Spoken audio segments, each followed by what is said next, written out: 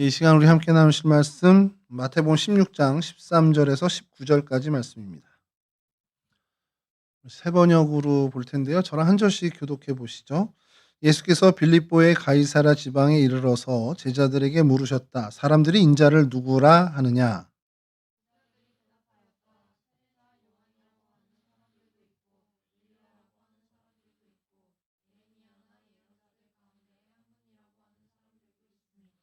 예수께서 그들에게 물으셨다. 그러면 너희는 나를 누구라고 하느냐?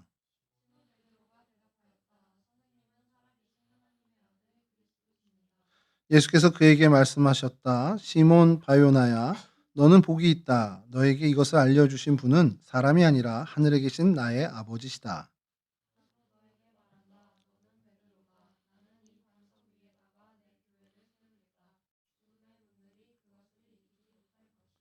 함께 하시죠. 내가 너에게 하늘나라의 열쇠를 주겠다. 네가 무엇이든지 땅에서 매면 하늘에서도 매일 것이요 땅에서 풀면 하늘에서도 풀릴 것이다. 아멘. 예, 저희가 예수님의 사람 교재는 다 마쳤고요. 종혁쌤, 혹시 그 세계 필터 좀 켜주실 수 있어요? 네, 감사합니다. 그 녹화 영상을 보면 좀 소리가 되게 작게 들어가가지고 조금만 좀 키워주셨으면 좋겠습니다. 감사합니다. 첫 페이지 펼쳐주시면, 예, 넌 나를 누구라 하느냐, 이게 오늘 저희에게 이 말씀의 주제고, 오늘 주님이 2026년을 살아가는 여러분들에게 묻는 질문으로 오늘 좀 받아들이시면서 이 말씀을 좀 같이 나눴으면 좋겠습니다. 작은 글씨로 써 있죠. 황제의 도시 한복판에서 던져진 질문. 이 부분을 우리가 좀 얘기를 오늘 하려고 해요. 여러분, 사람들이 예수님을 뭐라고 하는지를 우리가 들을 필요는 사실 있습니다. 그러니까 여러분들의 주변에 믿지 않는 사람이건 믿는 사람이건 그 사람들이 예수님을 어떻게 인지하고 있는지, 어떤 이미지라든지 아니면 어떠한 존재로 인식하고 있는지를 우리가 좀 살펴보는 일이 사실 우리 신앙생활에서 필요할 때가 있습니다. 오늘 이 본문의 장소가 그랬어요. 이 가이사라 빌립보 혹은 그 전에 빌립보 가이사라라고도 하고, 그러니까 빌립보가 먼저 나오든 가이사라가 먼저 나오든 그건 상관없습니다. 성경에도 가이사라 빌립보라고 나오는 경우도 있고, 또 빌립보 가이사라, 오늘 세 번역은 빌립보 가이사라 지방 이렇게도 나오니까 그건 중요한 게 아닌데, 이 도시가 어쨌든 갈릴리 북부에 있었던 거대 도시였습니다. 그 거대 도시였고 예수님의 일행이 그곳에 방문을 했어요. 그리고 그러한 예수님의 일행이 그 도시에 방문하자 그 도시에 있는 많은 사람들이 예수님의 일행을 보고선 쑥덕쑥덕 거리는 얘기들이 있었습니다. 그리고 예수님이 그것을 듣고 있는 제자들에게 물은 거예요. 야, 니네들 오늘 우리가 여기 도착을 했는데 우리가 이렇게 다녀보는데 사람들이 혹시 우리더러 뭐라고 하던, 나보고 뭐라고 하는지 들어봤니? 라고 이제 물은 겁니다.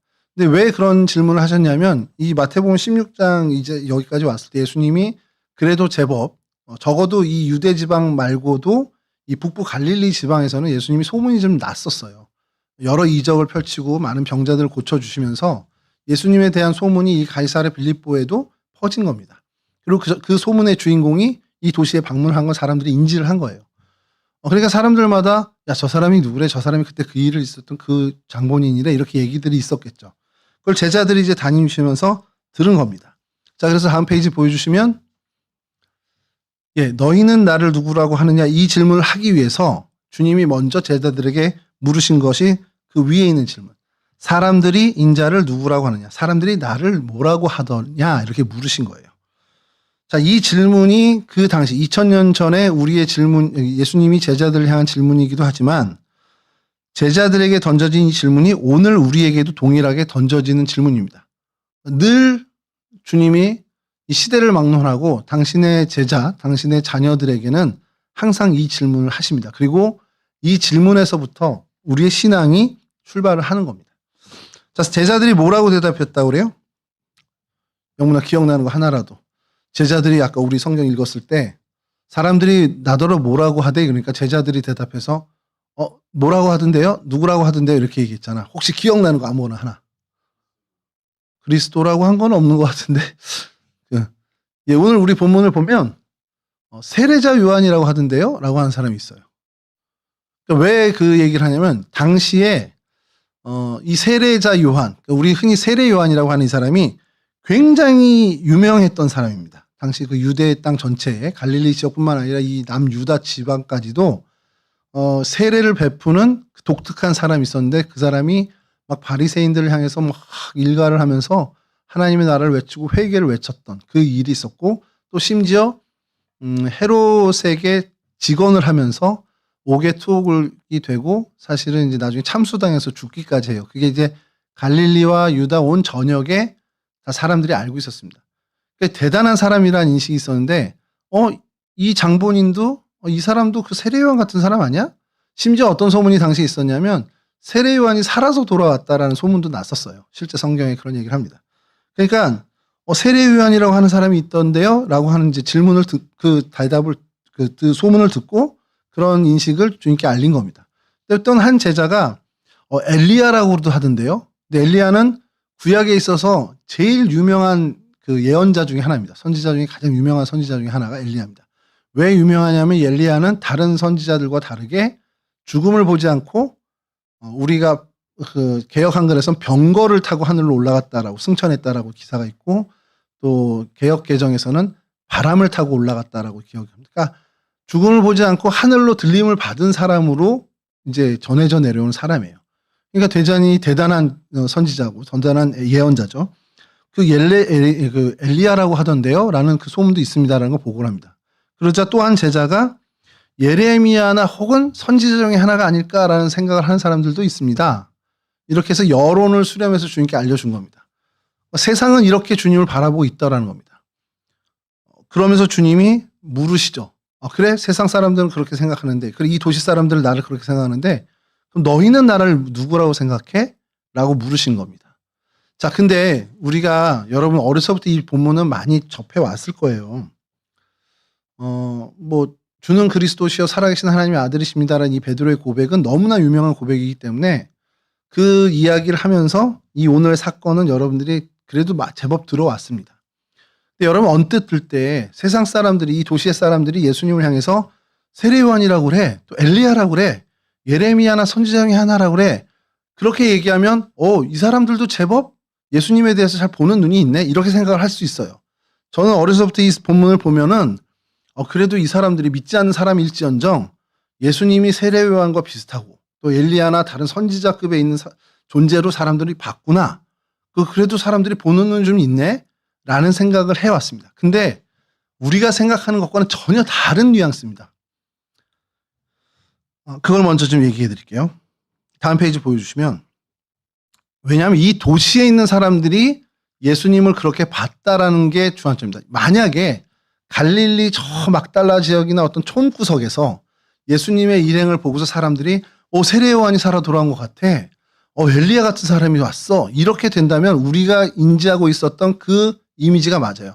그래도 이 사람들이 예수님을 어떤 위대한 존재로 보고 있구나 이렇게 보는 게 맞는데, 그게 아니라 이 가이사라 빌립보 황제를 위한 도시에서 이 일이 일어났다라는 건 전혀 다른 얘기입니다.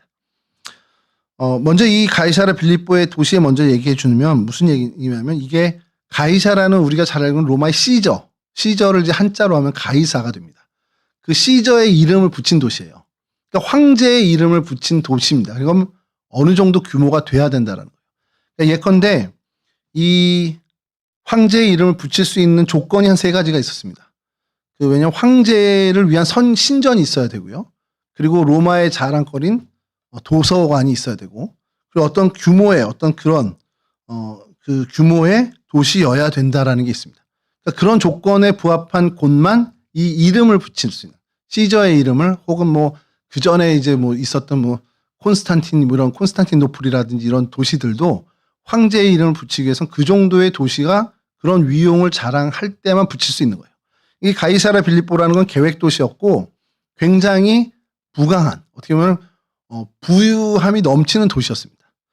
그리고 또 거기에 심지어 빌립보라는 이름까지 붙였어요. 이거는 분봉왕 빌립의 이름입니다. 분봉왕 헤롯 빌립의 이름을 헬라식으로 발음해서 빌립보라는 이름을 붙인 겁니다.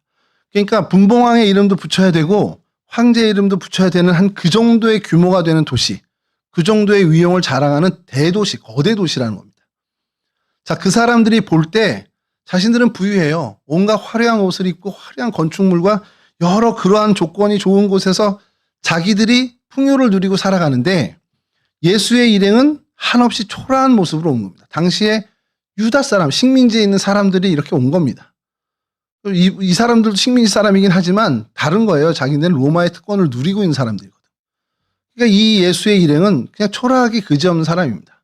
그러니까 그들의 눈에 뭐냐면 유대 사람들이 얘기하는 그 세례요한 같은 사람인가 봐. 유대 사람들이 추앙하는 그 뭐 선지자, 걔네들이 뭐 얘기하는 그 있잖아요. 예언자들. 뭐 그런 일행 정도인가 봐.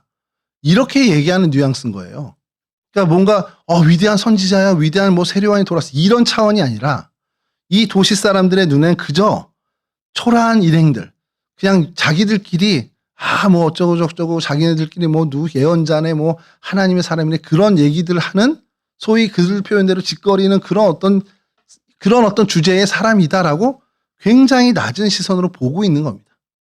그러니까 우리가 언뜻 생각할 때 뭐 세례요한으로도 봐, 선지자로도 봐, 그렇게 어떻게 높여보는 그 시선이 아니라 정말 초라하게 보는 그런 시선이라는 겁니다. 다음 페이지 보여주시면 이 로마가 자랑하는 게 힘을 자랑합니다. 그리고 지식을 자랑하고 아름다움을 추구해요. 그러니까 뭐 여러 동상들 우리가 알잖아요. 뭐 다비드상이라든지 비너스상이라든지 이런 것처럼 그런 어떤 육체를 비롯한 모든 아름다움을 추구하는 게 이들에겐 굉장히 중요한 가치였어요. 그리고 또 하나는 지식을 자랑합니다. 그래서 점령하는 도시들마다 얘들은 도서관을 세우는 게 이 로마의 어떻게 보면 하나의 특색이었습니다. 그리고 힘을 자랑하죠. 당연히 군사력이야 뭐 세계 1위 압도적이었고 정치 권력이나 경제력 등 이런 것을 이 세 가지를 자랑하는 겁니다. 그리고 그 세 가지의 절정을 맛보는 도시가 바로 이 황제의 도시, 가이사라라는 이름을 붙인 빌립보라는 이름을 붙인 이 도시입니다. 이곳에서 그렇게 낮은 어떤 초라한 행색의 예수 일행을 보면서 사람들이 이렇게 낮춰보고 있는 그 틈바구니에서 그럼 이런 도시에서 너희들은 나를 어떻게 보니? 너희들은 나를 뭐라고 생각해라고 주님이 물으신 거예요. 다음 페이지 보여주시면 요 도식이 좋을 것 같습니다. 보여주시면 다음 페이지. 화려한 신전 조각상 제국의 부가 이렇게 있고 그다음에 이 반대편엔 어부 출신의 제자들, 초라한 행색의 갈릴리 촌사람들 그리고 나사렛 예수입니다. 세상의 기준으로 보면 사실은 반대여야 되죠. 이쪽이 훨씬 더 무겁습니다. 그렇게 되겠죠. 우리는 지금 그림은 이렇게 해놨지만 세상의 기준으로는 뭐 권력도 돈도 학문적 명성도 전혀 없는 그 화려함에 그 무게감이 있는 그 곳과 제자들을 비교하면 비교할 수조차도 없는 그런 상황이었습니다. 그리고 다음 페이지 보여주시면 아까 말씀드린 것처럼 세례요한이다, 엘리야다, 에리야이다 뭐 훌륭한 종교 지도자 정도로는 될 수 있지만 결국 거기서는 대단해 보이지 않는 사람으로 보고 있다는 겁니다. 니네 종교 거기에 그냥 그래 거기 종교 리더 뭐 이렇게 해. 근데 그게 뭐가 우리한테 무슨 상관이야? 이런 그런 정도로 보는 겁니다. 자, 그리고 그 다음에 이제 중요한 장면 다음 페이지 보여주시면 자, 이때 제자들에게 그럼 세상 사람들, 이 도시의 사람들 나를 이렇게 보는데 너는 어떻게 보니? 물어보는 거예요. 그랬더니 베드로가 뭐라고 합니까? 주는 그리스도시요 살아계신 하나님의 아들이십니다. 라는 위대한 고백을 하게 됩니다. 세상의 힘을 바라보는 것이 아니라 정말 제국의 한복판에서 황제가 신이 아닙니다. 황제가 우리의 구원자가 아닙니다. 이 경제력이나 이 힘이나 도시의 어떤 위용이 우리를 윤택하게 하고 우리를 행복하게 하고 우리를 유익하게 하는 게 아니라 당신만이 우리의 주인이시고 당신만이 우리의 그리스도, 우리의 구세주이시고 당신이 진짜 하나님이십니다. 이 얘기를 한 거예요. 대단한 거 아닙니까? 그냥 광야에서 아무것도 없고 막 쩔쩔매고 죽어가는 그런 어떤 핍절한 그런 데서 주님을 바라보면서 주님만이 내 희망이에요. 이렇게 하는 것도 사실 위대한 겁니다만 그렇지 않고 주님이 필요 없는 환경, 뭐 주님이 계셔도 그만 안 계셔도 그만인 넉넉한 그 환경에서 아니야 이거 다 필요 없어. 주님만 나의 희망입니다라고 고백한 그 고백이라는 겁니다. 다음 페이지 보여주시면 두 가지 논리를 충돌하는 걸 좀 보여드릴게요. 제국의 논리는 구원자가 로마 황제입니다. 그러나 십자가의 논리는 나사렛 예수만이 구원자입니다. 핵심 가치, 제국의 핵심 가치는 힘과 지식과 미를 강조하고 있어요. 그러나 예수님은 길과 진리, 생명을 스스로에게 길과 진리의 생명이라는 그 핵심적 가치를 이야기하시죠. 지배적인 사상은 뭡니까? 거대주의, 성공주의, 황금 만능주의가 이 제국의 논리입니다. 황제의 논리는 이거예요. 그러나 예수의 논리, 십자가의 논리는 그것과 무관한 진짜 진리와 생명이 그 예수님의 논리라는 겁니다. 평가 기준, 세상의 시선은 이렇고 개인의 시선, 뭐 이거는 이제 우리 어떤 평가를 하느냐. 황제에서는 뭐 이렇게 아까 우리가 얘기한 것처럼 그냥 유대 땅의 어떤 종교의 지도자 정도 이렇게 얘기하지만 십자가의 논리에서는 오늘 이 고백이 평가의 기준 그리고 제대로 된 평가여야 한다라는 겁니다. 다음 페이지 보여주시면 이제 이게 중요합니다. 제가 2024로 썼는데 잘못한 2026인데 AD 33년과 2024년, 2025년, 26년 이 시대를 한번 좀 생각해 보죠. 완전히 다르죠. 그때와 지금은 비교할 수조차 없는 시대입니다. 시대의 차이는 엄청나요. 뭐 과학기술의 발전뿐만 아니라 인류의 어떤 인권이라든지 이런 모든 성숙한 시민의식 이런 걸 비교할 수도 없습니다만 본질적인 건 같다라는 거예요. 당시에도 황제의 논리가 세상을 지배했던 세상의 논리였고 오늘날도 그때의 황제의 논리로 불렸던 물질 만능주의가 여전히 지금도 세상의 논리로 자리 잡고 있습니다. 외형은 변했어요. 그러나 세상이 요구하는 논리는 2000년과 지금은 동일합니다. 무슨 얘기냐? 오늘날 여러분들에게 믿지 않는 여러분 청년들 또래에게 어떤 게 최고의 가치라고 이 세상은 얘기하고 있습니까? 여러분들에게 학교 잘 가야 돼. 취업 잘해야 돼. 그럼 그 목적은 뭐죠? 결국 어디에 연결되죠? 학교 잘 가서 뭐 하려고요? 명예롭게 사는 거? 유익하게 많은 사람들 이롭게 하고 사는 것? 아주 일부 있겠지만 본질적으로 그걸 얘기하지 않잖아요. 왜 학교 좋은 데 가야 됩니까? 왜 좋은 데 취업해야 돼요? 왜 주식을 투자할 때 좋은 뭐 삼성전자나 SK하이닉스 해야 됩니까? 다른 내가 좋아하는 어떤 기업 난 거기에 투자하고 싶어. 그건 상관이 없는 무의미하다라고 얘기합니다. 뭐냐?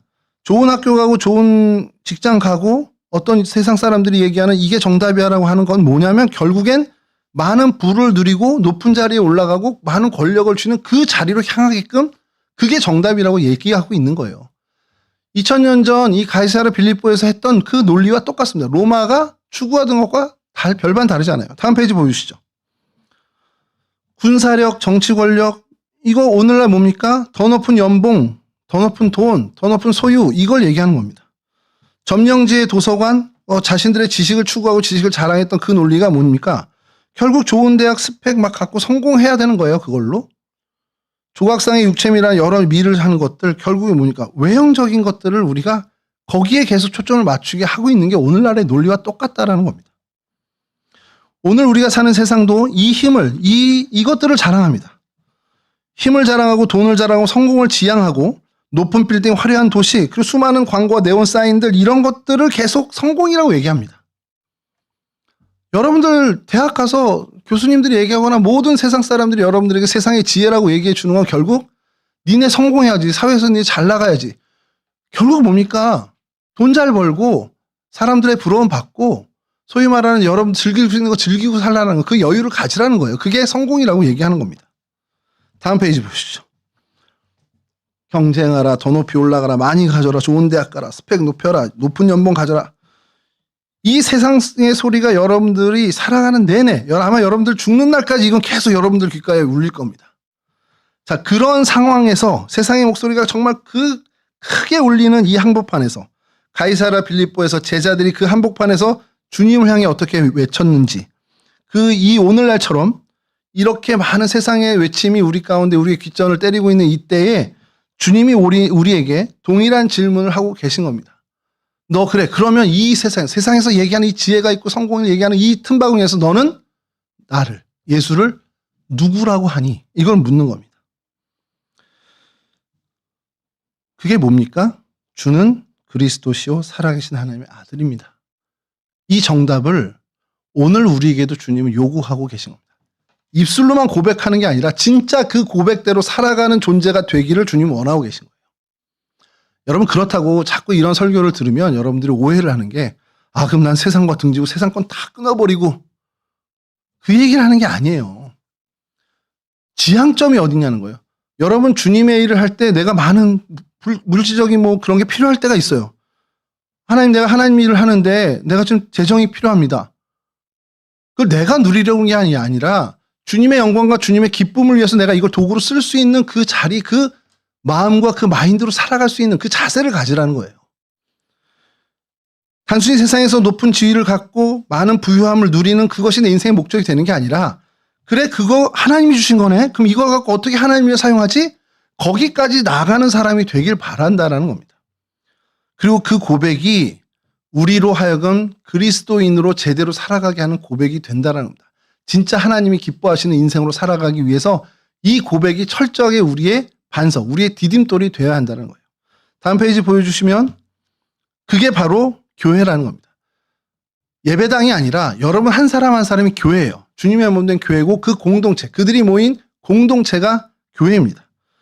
주는 그리스도시요 살아계신 하나님의 아들이십니다라고 하는 그 신앙의 고백, 그리고 그렇게 살아가는 그 진짜 삶의 자세와 신앙의 태도가 반석이 될 때 그곳 위에 주님의 몸된 교회가 견고히 설 수 있고요.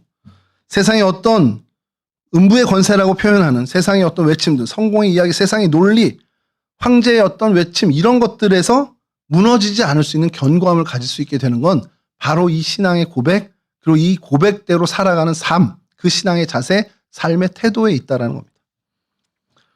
교회는 건물이 아니죠. 세상이 아무리 강해 보여도 흔들리지 않는 이 고백을 가진 사람들이 견고해지는 것, 이 공동체가 견고해지고 그 한 사람 한 사람이 견고히 살아가는 것, 그게 교회입니다. 그래서 주님께서 마태복음 16장 18절에 내가 이 반석 위에 교회를 세우리니 음부의 권세, 세상의 논리, 황제의 논리가 이기지 못할 거야 라고 선언을 해주고 계신 겁니다. 이게 오늘 설교의 끝입니다. 그래서 마지막 페이지. 오늘 우리의 목표는 오직 예수 그리스도를 향해야 합니다. 세상의 힘, 성공, 그걸 목표로 살아가지 마세요. 이거 표현을 제가 조금 어떻게 할까 고민했는데, 목표할 수는 있습니다. 근데 그걸 목적으로 살지는 말라는 거예요. 예수 그리스도를 목적으로 삼고 살아가다 보니, 내가 주님을 위해서 이 일을 하기 위해선, 그래, 좀 권력이 필요하네? 재정이 좀 필요하네? 나의 건강이 필요하네? 그래서 그거를 단기간 목표로 삼고 어느 정도 그것을 내가 갖고 취한 다음에 주님을 위한 그 목적을 위해 사용할 수 있는 그러한 삶은 상관없어요. 근데 이게 바뀌는 거죠. 부유한 삶을 살기 위해서, 내가 저 고지를 점령하기 위해서 내가 그럼 주님의 도움이 필요하네? 그래서 주님께 열심히 기도하는 겁니다. 하나님 나 저거를 이루게 해주세요. 하나님 나 저 정도 1억 벌게 해주세요. 하나님 내가 10억 가진 자산가 되겠어요. 하나님 내 건물주 되게 해주세요. 그게 목적이 돼서 그 주님을 수단으로 사용하는 인생 되지 말라라는 겁니다. 오늘날의 한국교회와 한국교회 크리스찬들이 이 목적과 이 수단이 얼마나 많이 바뀌어 있습니까? 근데 오늘 이 시간에도 주님은 여러분들에게 얘기하시는 거예요. 제발 세상의 힘이나 성공을 목적으로 살지 말고 그것을 목적으로 해서 신앙을 수단화하지 말라는 거예요. 그리고 세상이 화려하고 사람들이 어떻게 평가하든 우리는 예수님을 정말 바르게 고백하는 신앙 위에, 그 토대 위에 살아가야 한다는 겁니다. 주님만 나의 주인이십니다. 주님만 나를 주장하실 수 있습니다. 주님만이 나의 구세주입니다. 주님만이 나의 하나님이십니다. 세상의 어떤 논리도, 세상의 어떤 가치도 내가 따르는, 그걸 거부하는 게 아니라, 그게 나를 좌지우지하는 게 아니라 주님만이 나를 좌지우지하고, 그래서 세상의 것들은 주님의 영광을 위한 수단으로 내가 삼을 수 있는 그러한 경지에 오르는 그러한 사람이 되길 바랍니다 라는 것이 오늘 청년 크리스찬들 여러분들의 고백과 삶의 태도, 신앙의 자세여야 한다는 거예요. 마치겠습니다. 주는 그리스도시여 살아계신 하나님의 아들이십니다. 이 고백을 계속 여러분 되새겼으면 좋겠습니다. 그래서 이 고백 위에 여러분들의 삶을, 여러분들의 청년의 때를 견고하게 하나하나 세워갔으면 좋겠습니다. 오늘 여러분들에게 주님은 또 오늘도 내일도 물으실 겁니다. 너는 나를 누구라고 하느냐? 모레도 글피에도 1년 뒤에도 10년 뒤에도 여러분은 계속 주님의 이 질문을 받을 겁니다. 그 질문을 받을 때마다 주님이 나의 주인이십니다. 주님만이 나의 구세주 그리스도십니다. 주님만이 나의 하나님이십니다 라는 고백을, 늘 그 질문에 일관된 이 고백을, 이 대답을 하실 수 있는 그러한 삶을 사는 우리 동성애 청년들 여러분들 되시기를 간절히 바랍니다. 이와 같은 은혜의 삶에, 그리고 이와 같은 은혜의 주인공들이 되시기를 주님의 이름으로 간절히 축원합니다. 우리 잠깐 기도하겠습니다. 여호와는 내게 복을 주시고 너를 지키시기를 원하며, 여호와는 그의 얼굴을 내게 비추사 은혜 베푸시기를 원하며, 여호와는 그 얼굴을 내게로 향하여 두사 평강 주시기를 원하노라. 좋으신 아버지 하나님, 정말 주님을 주인으로, 정말 주님을 나의 구세주로, 주님만이 나의 하나님으로 고백하는 우리 청년들이 되길 원합니다. 우리 하나님 이 고백이 변치 않도록 도와주시고, 이 고백을 입술로만 고백하는 것이 아니라 우리의 삶에서 이 고백대로 살아가는 올곧은 그리스도인이 다 될 수 있도록, 그러한 그리스도인으로 성장해가는 우리 청년들이 다 될 수 있도록 도와주시옵소서. 세상은 계속해서 우리의 귀에 외칠 겁니다. 우리가 살아가는 내내 세상은 우리에게 이것이 지혜라고, 이것이 성공이라고 세상의 논리대로 황제의 논리를 우리에게 알려줄 겁니다. 하나님, 그 세상의 논리에 현혹되는 일 없게 하여 주시고, 오히려 세상을 수단으로 삼아 그 수단을 통해 주님의 영광을, 주님의 기쁨을 도모할 수 있는 지혜로운 크리스찬으로 살아가는 우리 청년들 될 수 있도록 하나님 도와주시옵소서. 하나님이 주신 물질, 하나님이 주신 건강, 하나님이 주신 시간, 정말 하나님의 기쁨을 위해 어떻게 다시 사용할 수 있는지를 보여주는 그러한 인생의 표본들이 되는 우리 동성애 청년들이 다 될 수 있도록 주님 도와주시옵소서.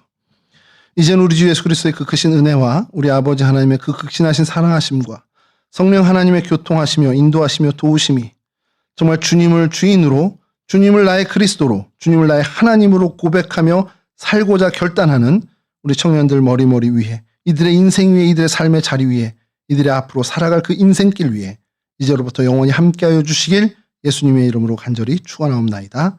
아멘.